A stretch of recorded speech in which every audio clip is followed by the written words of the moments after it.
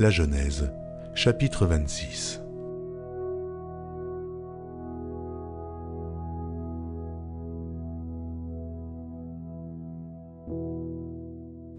Il y eut une famine dans le pays, outre la première famine qui eut lieu du temps d'Abraham. Et Isaac alla vers Abimélec, roi des Philistins, à Guérar. Et l'Éternel lui apparut et dit : « Ne descends pas en Égypte, demeure dans le pays que je te dirai. Séjourne dans ce pays-ci. Je serai avec toi et je te bénirai, car je donnerai toutes ces contrées à toi et à ta postérité. Et je tiendrai le serment que j'ai fait à Abraham ton père. Je multiplierai ta postérité comme les étoiles du ciel. Je donnerai à ta postérité toutes ces contrées, et toutes les nations de la terre seront bénies en ta postérité, parce qu'Abraham a obéi à ma voix, et qu'il a observé mes ordres, mes commandements, mes statuts et mes lois. » Et Isaac resta à Guérar. Lorsque les gens du lieu faisaient des questions sur sa femme, il disait : « C'est ma sœur. » Car il craignait, en disant ma femme, que les gens du lieu ne le tuassent, parce que Rebecca était belle de figure. Comme son séjour se prolongeait, il arriva qu'Abimélec, roi des Philistins, regardant par la fenêtre, vit Isaac qui plaisantait avec Rebecca, sa femme. Abimélec fit appeler Isaac et dit : « Certainement c'est ta femme. Comment as-tu pu dire c'est ma sœur ?»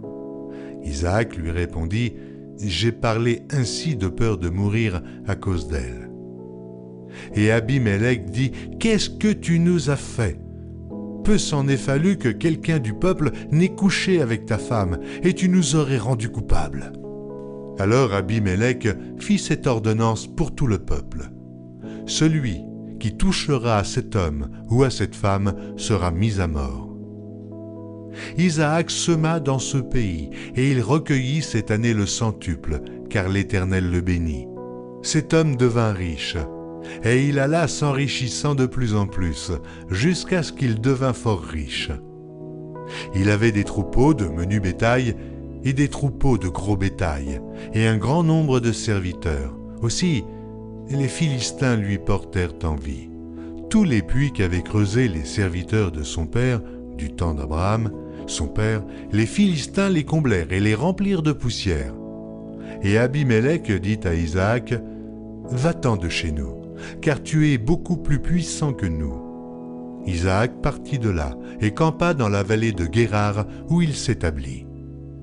Isaac creusa de nouveau les puits d'eau qu'on avait creusés du temps d'Abraham, son père, et qu'avaient comblés les Philistins après la mort d'Abraham. Et il leur donna les mêmes noms que son père leur avait donnés. Les serviteurs d'Isaac creusèrent encore dans la vallée, et y trouvèrent un puits d'eau vive. Les bergers de Guérar querellèrent les bergers d'Isaac en disant : « L'eau est à nous. » Et il donna au puits le nom d'Essek, parce qu'ils s'étaient disputés avec lui. Ses serviteurs creusèrent un autre puits au sujet duquel on chercha aussi une querelle, et il l'appela Sitna. Il se transporta de là et creusa un autre puits pour lequel on ne chercha pas querelle, et il l'appela Rehoboth, car, dit-il, « L'Éternel nous a maintenant mis au large et nous prospérons dans le pays. » Il remonta de là à Beersheba. L'Éternel lui apparut dans la nuit et dit : « Je suis le Dieu d'Abraham, ton père. Ne crains point, car je suis avec toi. Je te bénirai et je multiplierai ta postérité à cause d'Abraham, mon serviteur. » Il bâtit là un autel, invoqua le nom de l'Éternel et y dressa sa tente. Et les serviteurs d'Isaac y creusèrent un puits. Abimélec vient de Guérar auprès de lui avec Ahuzat, son ami, et Picol, chef de son armée. Isaac leur dit : « Pourquoi venez-vous vers moi, puisque vous me haïssez et que vous m'avez renvoyé de chez vous ?» Ils répondirent : « Nous voyons que l'Éternel est avec toi. C'est pourquoi nous disons qu'il y ait un serment entre nous et toi, et que nous fassions alliance avec toi. Jure que tu ne nous feras aucun mal, de même que nous nous t'avons point maltraité, et que nous t'avons fait seulement du bien, et que nous t'avons laissé partir en paix, tu es maintenant béni de l'Éternel. » Isaac leur fit un festin, et ils mangèrent et burent.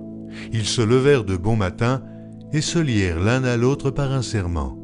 Isaac les laissa partir, et ils le quittèrent en paix. Ce même jour, des serviteurs d'Isaac vinrent lui parler du puits qu'il creusait, et lui dirent « Nous avons trouvé de l'eau. » Et il appela Shiba. C'est pourquoi on a donné à la ville le nom de Beersheba jusqu'à ce jour. Ésaü, âgé de 40 ans, prit pour femme Judith, fille de Bééri le Héthien, et Basmath, fille d'Élon le Héthien. Elles furent un sujet d'amertume pour le cœur d'Isaac et de Rebecca.